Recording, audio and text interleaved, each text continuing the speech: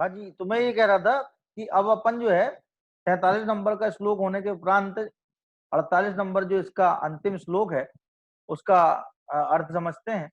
48 number श्लोक श्लोक जो है आपके सामने आ रहा है, ये जिसमें जो है मुक्ति लक्ष्मी की प्राप्ति की बात बतलाई है।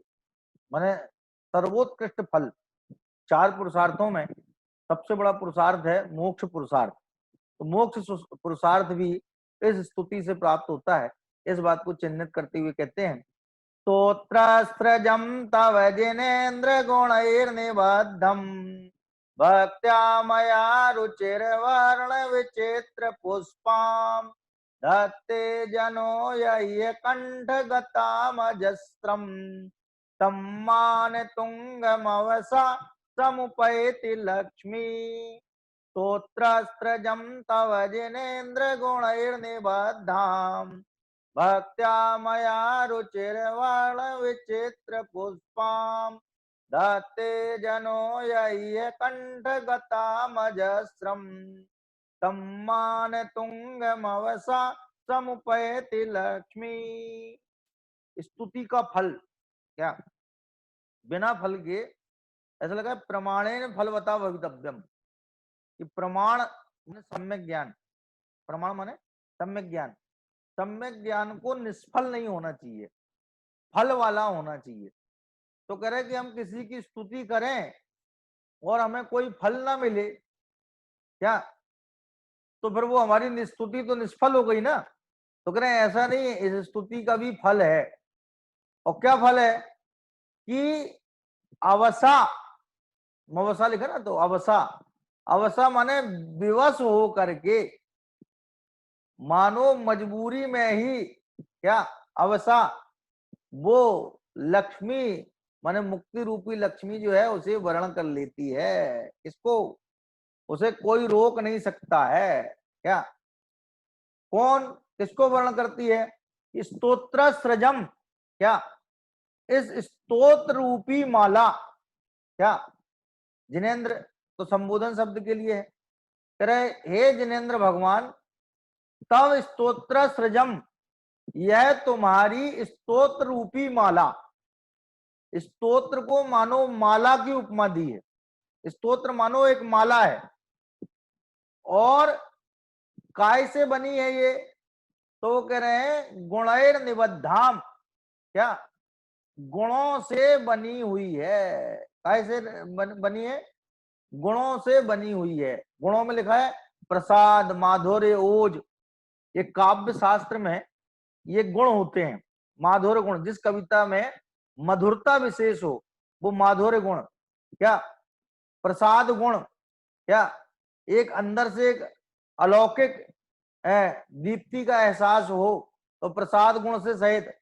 ओज माने वीरतापूर्ण, जिसमें बात बताई गई हो वो ओज गुण संपन्न। तो कह रहे हैं ये विभिन्न गुणों से संपन्न है। माने काव्य संबंधी जितने गुण हैं वे सारे के सारे गुण इस माला में प्राप्त हैं। ये जो गुणमाला है, स्तोत्र क्या है? ये गुणमाला है ये। और ये गुणमाला जो है वो विभिन्न गुणों से बंधी हुई है। निबद्धाम, गुणैर निबद्धाम। कह रहे हैं हे जिनेन्द्र, हे जिनेन्द्र परमात्मा, तव स्तोत्र सृजम, तुम्हारा स्तोत्र रूपी सृज, सृज माने माला, सृजम माने माला, तुम्हारे स्तोत्र रूपी जो माला है वो कैसी है कि गुणैर निबद्धाम क्या, गुणों से निबद्ध है, गुणों से बंधी हुई है, बनी हुई है। और क्या कह रहे हैं कि रुचिर वर्ण विचित्र पुष्पाम क्या, कि रुचिर माने होता सुंदर। रुचिर का मतलब क्या होता है? सुंदर। रुचिर वर्ण माने इतने सुंदर सुंदर इसमें शब्दों का समावेश है क्या, इतने मनोहारी शब्दों का इन्होंने समावेश करके इस माला को बनाया है। इसलिए तो बताओ भक्तामर के बाद में कोई ऐसा श्लोक लिखा ही नहीं गया, ऐसा ऐसी स्तुति कोई लिखी नहीं गई क्या, जैसी स्तुति जो है इतनी सुंदर, मधुर, माधुर्य गुण संपन्न है, पद लालित्य से संपन्न क्या, उपमा से संपन्न, जैसे कहते हैं ना, उपमा कालिदासस्य भारवेरर्थ गौरवम है दंड न पद लालित्यम माघे संति त्रयो गुणा। वो कह रहे कालिदास की उपमाएं प्रसिद्ध हैं और भारवी कवि का अर्थ गौरव प्रसिद्ध है और दंडी कवि का पद लालित्य प्रसिद्ध है और माघ कवि में तीनों पाए जाते हैं। तो अपन ये कह सकते हैं कि मानतुंगाचार्य के स्तोत्र में उपमा भी बहुत सुंदर है, क्या पद लालित्य माने पदों की बड़ी सुंदरता है और अर्थ की गुरुता भी बहुत है, अर्थ गंभीर बहुत है, क्या हल्की बात नहीं कही इसमें, कोई भी हल्की बात नहीं कही है, इसमें बहुत गंभीर बात जो है वो प्रस्तुत की गई है। तो कह रहे हैं कि रुचिर वर्ण विचित्र पुष्पाम, कि सुंदर वर्ण माने शब्द रूपी विचित्र पुष्पों से बनी हुई है। जब माला बताएंगे तो उसमें पुष्प क्या है, कि सुंदर शब्दों के पुष्प गुथे हुए हैं, क्या और कह रहे हैं भक्त्या मया, क्या भक्ति से मेरे द्वारा। अब तो मानतुंगाचार्य ने पूरे 48 श्लोकों में कहीं पर भी अपना नाम नहीं दिया, दिया क्या? उनका एक्चुअल नाम क्या था आज तक किसी को पता भी नहीं है। मानतुंग नाम तो था ही नहीं, मानतुंग तो उपाधि है, मानतुंग तो क्या है, उपाधि है। तो वो उन्होंने उस शब्द का ऐसे प्रयोग किया कि वो तुंग मान माने उच्च मान वाला, ऐसा प्रयोग करके उस व्यक्ति के रूप में, वो व्यक्ति जो मुक्ति को वर्ण करने वाला है उसके विशेषण के रूप में प्रस्तुत करके यहाँ पे मानतुंग शब्द का प्रयोग किया। तो कह रहे हैं कि स्तोत्र सृजम, या कि स्तोत्र रूपी माला को, हे जिनेन्द्र तब स्तोत्र सृजम, तुम्हारे स्तोत्र रूपी माला को, जो कि गुणैर निबद्धाम, की गुणों से बनाई गई है। किसके द्वारा? मया भक्त्या, मेरे द्वारा भक्ति से।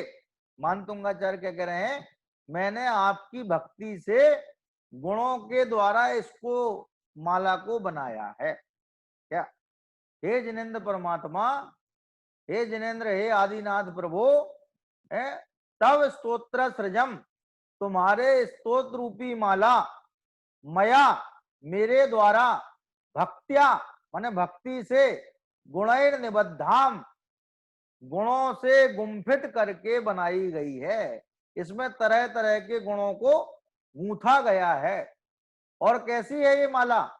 कि रुचिर वर्ण विचित्र पुष्पाम, कि रुचिर माने सुंदर शब्दों के विचित्र पुष्प, एक ही रंग के पुष्प हो, मान लो गुलाब हो और लाल रंग का हो, तो गुलाब लाल ही लाल रंग के गुलाब हो तो क्या साहब वो मजा नहीं आया। तरह तरह के गुलाब हो, मान लो लाल भी हो, पीले भी हो, नीले भी हो, क्यों सफेद भी हो, जितने प्रकार के गुलाब हो सकते हैं।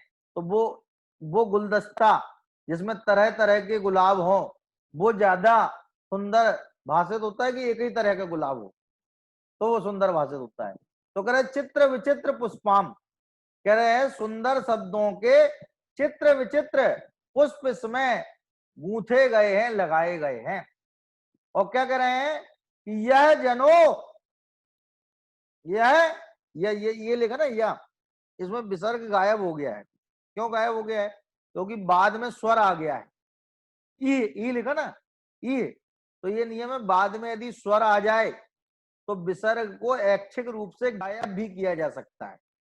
तो कह रहे हैं यह माने जो जनो माने जो व्यक्ति, क्या ये माने इस लोक में, जो व्यक्ति इस लोक में है कंठ गताम अजस्रम धत्ते, क्या कि इसको अजस्रम माने निरंतर, अजस्रम का मतलब क्या है?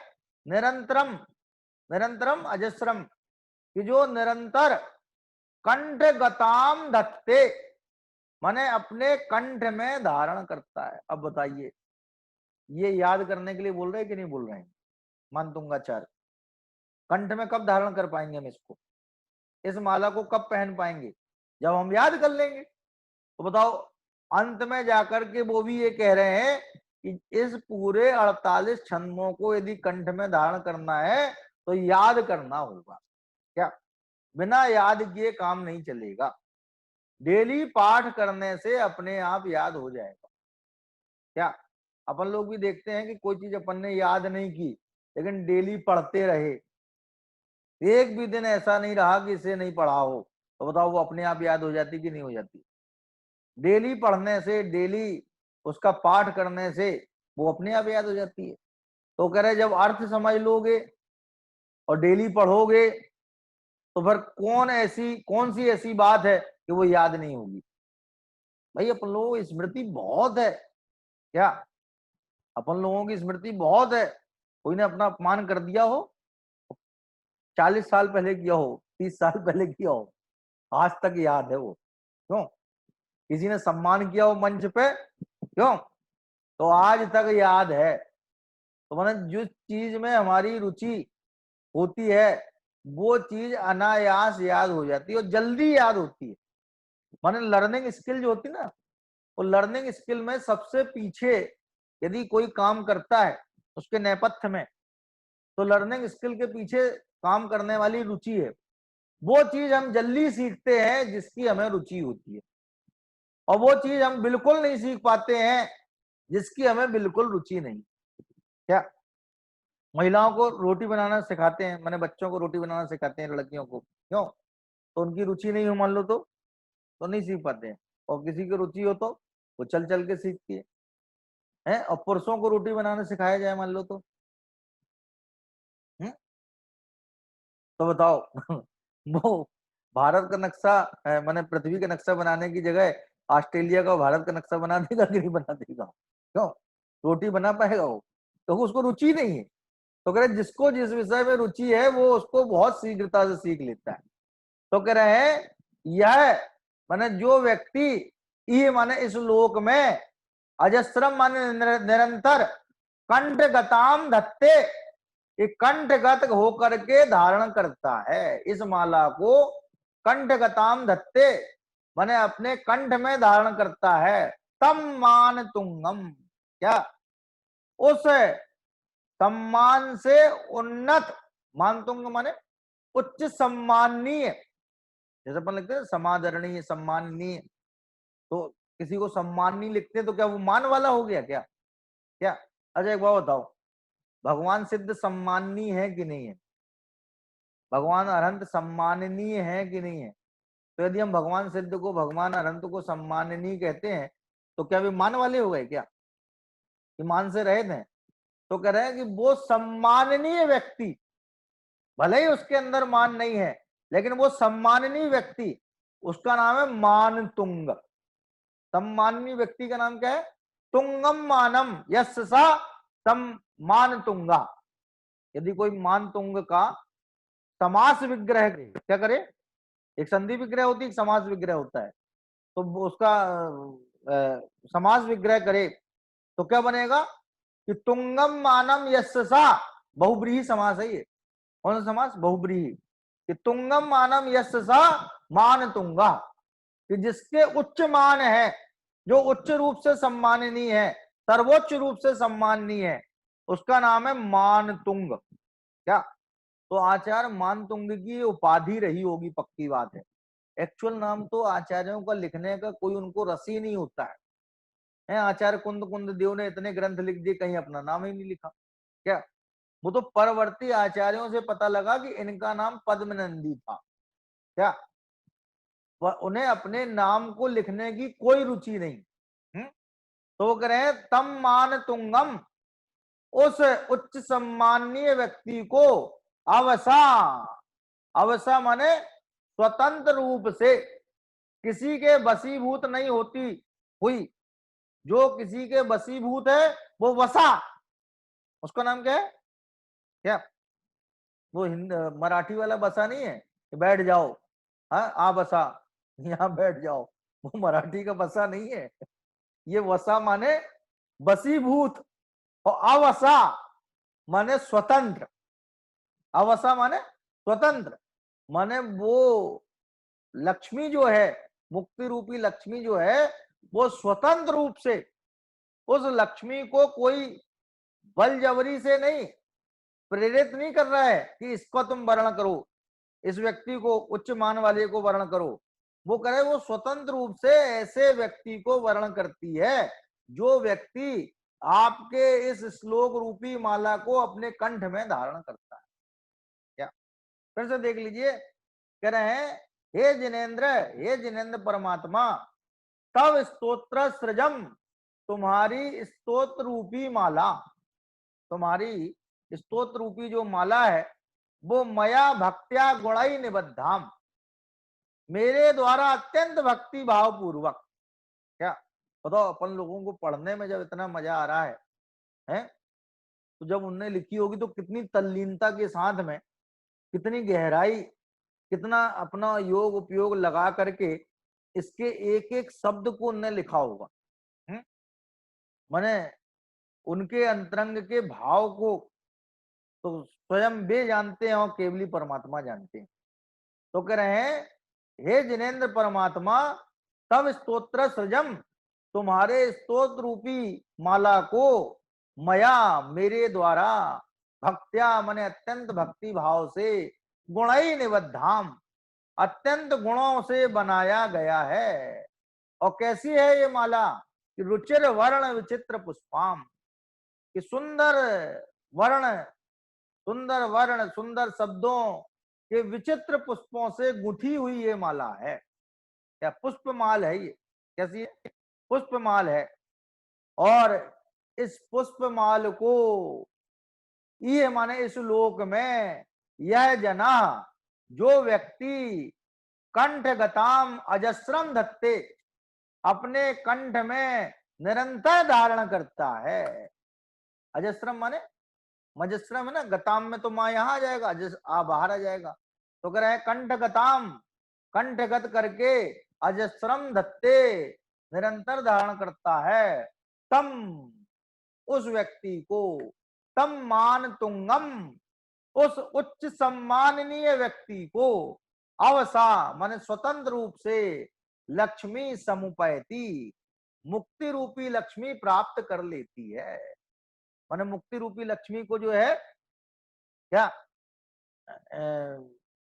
ये प्राप्त हो गए, कौन, उच्च सम्मानी व्यक्ति, और उच्च सम्मानी व्यक्ति को मुक्ति रूपी लक्ष्मी प्राप्त हो गई। जैसे शादी क्या है, दो लोगों की होती है, कि भाई साहब आज तो हमारी शादी हुई थी, कल हमारी पत्नी की हुई थी, कोई ऐसा बोलता है क्या?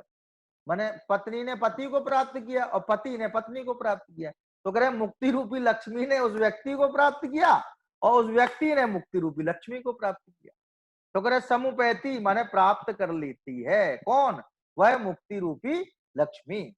तम मान तुंगम, उस उच्च सम्मानी व्यक्ति को, अवसा माने स्वतंत्र रूप से, मुक्ति रूपी लक्ष्मी, लक्ष्मी माने मुक्ति रूपी लक्ष्मी है। अब इसमें लिखा है स्वर्ग मोक्ष आदि की विभूति, तो इसने दोनों ही बातें इसमें लिख दी। दोनों ही बातें हो भी सकती हैं, क्यों भाई, श्लोक अपन पढ़ेंगे तो विशुद्ध परिणाम होंगे, पुण्य लगेगा, तो भविष्य में कहाँ जाएंगे, स्वर्ग में जाएंगे, स्वर्ग का वैभव मिलेगा। और श्लोक के निहितार्थ अपने स्वभाव में एकाग्र हो जाएंगे तो मोक्ष हो जाएगा। मन निश्चय से तो मोक्ष प्राप्त हो जाएगा और व्यवहार से स्वर्ग प्राप्त होगा। तो दोनों ही हाथ में लड्डू है ना अपने। तो निश्चय से मिलेगा मोक्ष भक्तामर पढ़ने से, और व्यवहार से मिलेगा स्वर्ग। तो बुराई कहाँ है फिर, बताओ इसमें, क्या घाटे का सौदा है क्या फिर ये? क्या या तो स्वर्ग मिलेगा या मोक्ष मिलेगा, या कोई कहते नहीं या तो मोक्ष मिलेगा या नरक मिलेगा, तो साहब फिर वो घाटे वाली बात हो जाएगी, नरक भी मिल सकता है। कहने नहीं, स्वर्ग मिलेगा और मोक्ष मिलेगा। माने यदि परिणामों में निर्मलता आई तो स्वर्ग मिलेगा, और परिणाम स्वरूप में एकाग्र हुए तो मोक्ष मिलेगा। तो कह रहे हैं स्वर्ग मोक्ष रूपी लक्ष्मी प्राप्त हो जाती है। ठीक है जी, ये अपना भक्तामर यहाँ पूर्ण हुआ। और कल से जो है 9 बजे से 9:40 तक जो है सुबह 10 धर्म पर व्याख्यान होंगे, और शाम का समय थोड़ा सा चेंज किया है, वो 8 बजे से 8:40 तक। क्या 8 बजे शाम को 8:40 तक, क्योंकि 9 से 9:40 तक जो है लेट बहुत हो जाएगा, इसलिए, क्योंकि दिन में और भी कार्यक्रम रहेंगे, इसलिए 8 से 8:40 तक जो है शाम को जो है तत्वा सूत्र की कक्षा इसी लिंक पे जो आपको प्राप्त होगी, ठीक है। और ये भक्तामर अभी अपना पूरा हुआ है मेरी तरफ से, आपकी तरफ से पूरा नहीं हुआ, क्योंकि आपको परीक्षा देनी है। जब आप परीक्षा दोगे पास हो जाओगे तब आपकी तरफ से पूरा होगा। मैंने तो अपना काम कर दिया, मैंने पढ़ा दिया। अभी मुझे ये नहीं पता है कि आपने कितना पढ़ा है कितना नहीं पढ़ा है, क्योंकि तो डेली में सब श्लोकों का अर्थ पूछता तो क्लास ही नहीं चल पाती, ठीक है ना।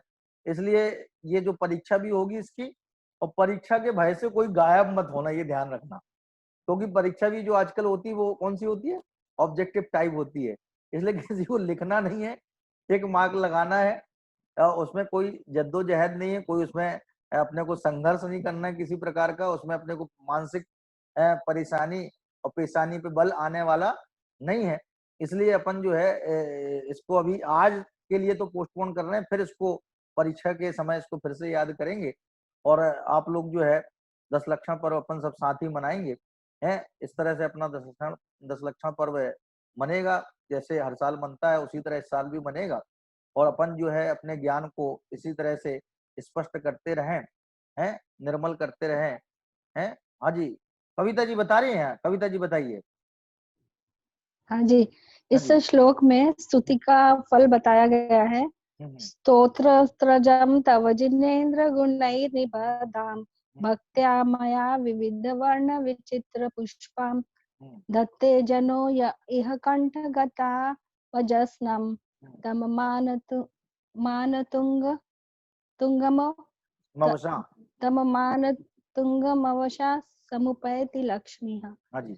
इस श्लोक में आचार्य श्री कहते हैं कि हे जिनेन्द्र परमात्मा, तुम्हारी स्रोत रूपी माला विविध गुणों से बंधी हुई, सुंदर मनोहारी माधुर्य गुण उपमा से अलंकृत पद लालित्य अर्थ गांभीर्य युक्त सुंदर सुंदर वर्ण रूपी चित्र विचित्र पुष्पों से गुथी हुई है। यह माला मेरे द्वारा आपकी भक्ति भाव से गुम्फित करके बनाई गई है। जो व्यक्ति इस श्लोक में इसको निरंतर अपने कंठ में धारण करता है, वो सर्वोच्च रूप से सम्मानीय व्यक्ति को अर्थात मानतुंग को स्वतंत्र रूप से मुक्ति रूपी लक्ष्मी प्राप्त हो जाती है। मैंने उस सर्वोच्च सम्मानी व्यक्ति को स्वतंत्र रूप से मुक्ति लक्ष्मी प्राप्त हो जाती है, स्वर्ग का वैभव भी प्राप्त हो जाता है। मैंने स्वर्ग की विभूति भी और मुक्ति रूपी लक्ष्मी भी प्राप्त हो जाती है, ठीक है। ये इसका फल है। हाँ जी, वैशाली जी बताइए।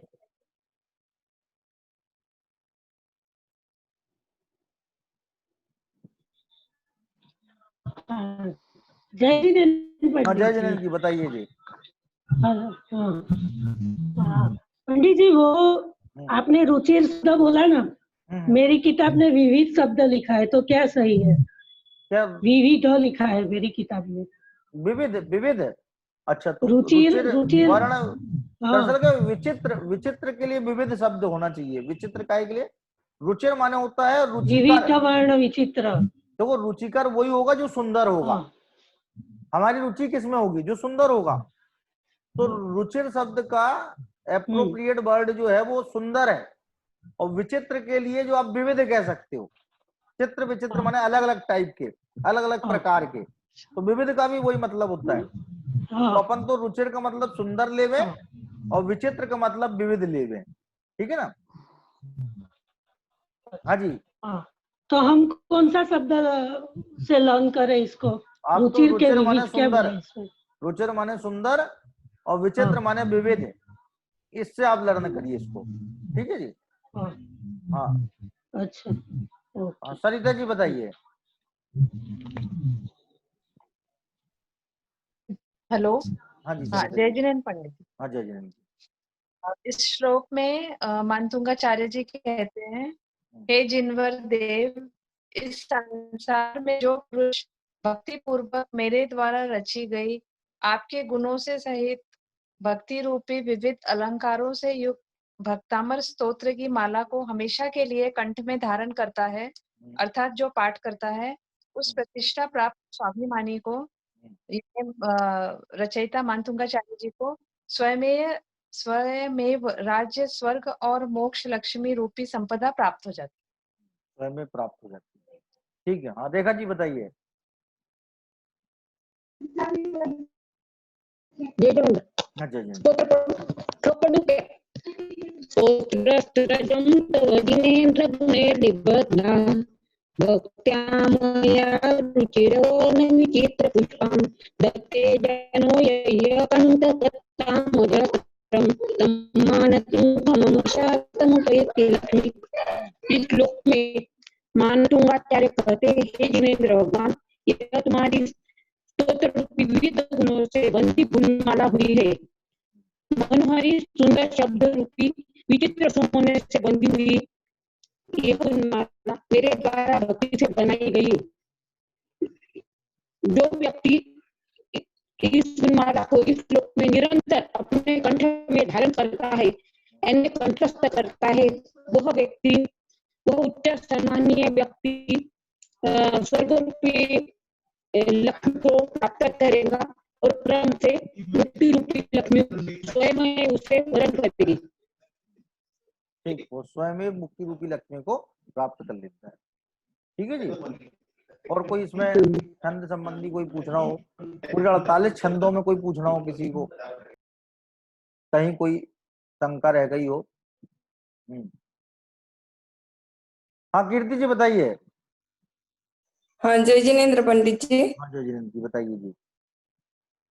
जो आपने कहा था कि मानतुंग ये विशेषण मतलब उपाधि दी गई है, तो इसके रचयिता मानतुंगाचार्य ही है ना फिर? हाँ उनका मानतुंगाचार्य नाम क्या था फिर?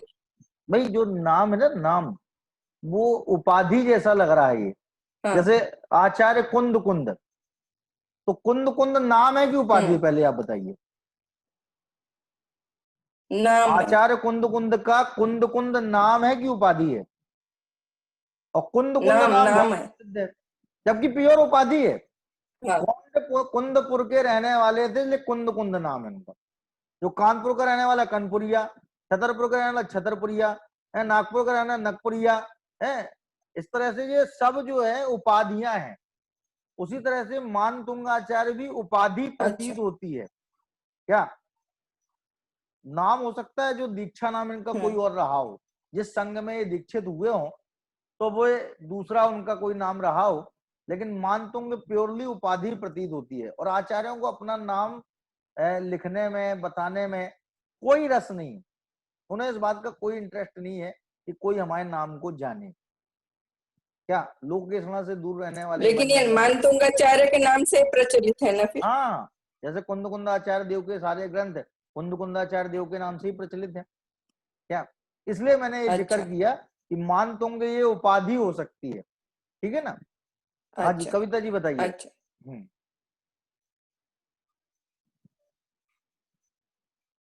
पंडित जी आपने पिछली कक्षा में बोला था कि जो भी घटना घटती है उसे सहज भाव से स्वीकार करे, तो यह हमारे यहाँ सम्यकत्व या कुछ ये सम्यक ज्ञान का हिस्सा है, अंश है। हाँ हाँ हाँ हाँ। लेकिन अगर हमारे सामने कोई भी घटना सहज, हम कैसे ले सकते हैं अगर कुछ गलत हो रहा है या कुछ नहीं होना चाहिए? क्योंकि ऐसा बोला गया है कि पाप करना भी नहीं चाहिए और सहना भी नहीं चाहिए। तो देखो ऐसा ना दो बातें हैं घटना को हम उसमें। सहज भाव से कैसे स्वीकार नहीं कर उसमें सकते देखो हम प्रतिकार करने की स्थिति में हैं, प्रतिकार माने उसको रोकने की स्थिति में हैं और हम नहीं रोक रहे हैं किसी पर्सनल स्वार्थ की वजह से। ठीक है ना? तो उसमें हमारा स्वार्थ हावी हो गया, हमने सहज भाव से उसको कहाँ स्वीकार किया। ठीक है ना? और यदि हम प्रतिकार करने की स्थिति में है ही नहीं, रोक ही नहीं सकते हैं, तो बताओ सहज भाव से उसको स्वीकार कर लेने में ही समझदारी है कि नहीं है? क्या वो तो है। माने यदि हम स्थिति में नहीं है उसको रोकने की स्थिति में, तो वो सहज रूप से स्वीकृत हो जाना चाहिए, भैया ऐसा ही होना था। ठीक है ना? माने अपनी भूमिका अनुसार जो है एक्सेप्ट द थिंग है। नहीं क्या करेंगे आप? Except the thing which you can not change, मतलब जो चीज को आप बदल नहीं सकते उसको वैसे ही एक्सेप्ट कर लो। हाँ बस बस बस सीधी बात है। जिसको आप चेंज नहीं कर सकते उसको जो है आप वैसे स्वीकार कर लो। भाई इसमें ही अपनी भलाई और क्या है, नहीं तो उसी में पड़े रहो, उसको चेंज करते रहो जीवन भर, और वो होने वाला नहीं है। जैसे कहते इसमें कहावत है, इसमें जाको जो स्वभाव ताको जाए ना जी से। जिसका जो स्वभाव है वो कभी बदलता नहीं है।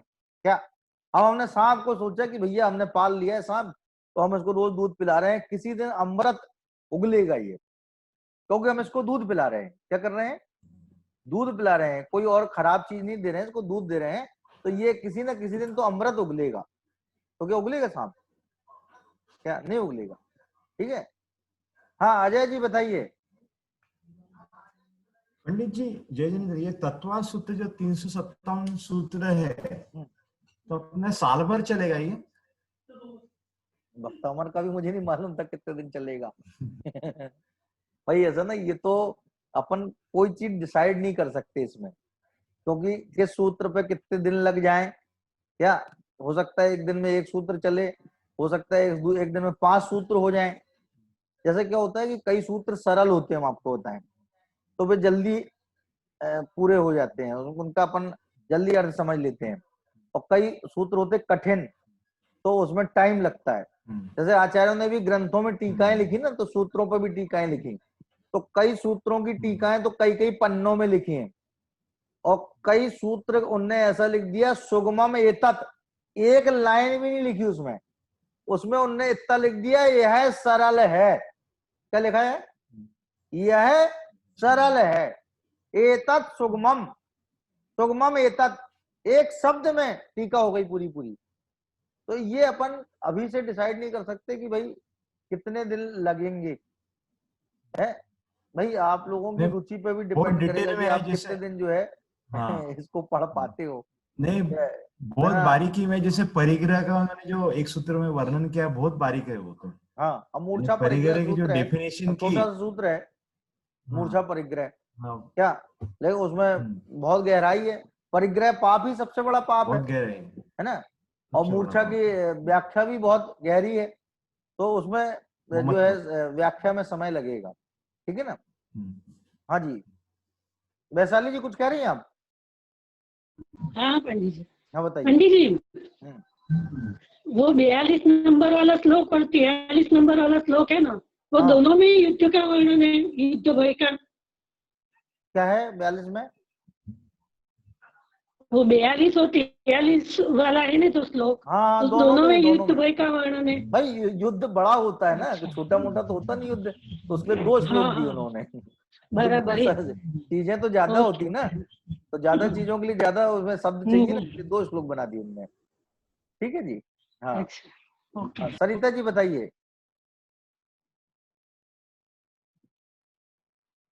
पंडित जी आपका बस शुक्रिया अदा करना था कि आपने इतना वैल्यूएबल टाइम दिया और हमको आपसे पढ़ने का मौका सौभाग्य प्राप्त शुक्रिया अदा करना चाहिए कि आप लोगों ने जो है मुझे मौका दिया, ये तो मैं और किसी काम में लग जाता। नहीं भाई साहब ये पठन पाठन का काम बहुत बढ़िया है, पढ़ने का काम भी बहुत बढ़िया है और पढ़ाने का भी बहुत बढ़िया है।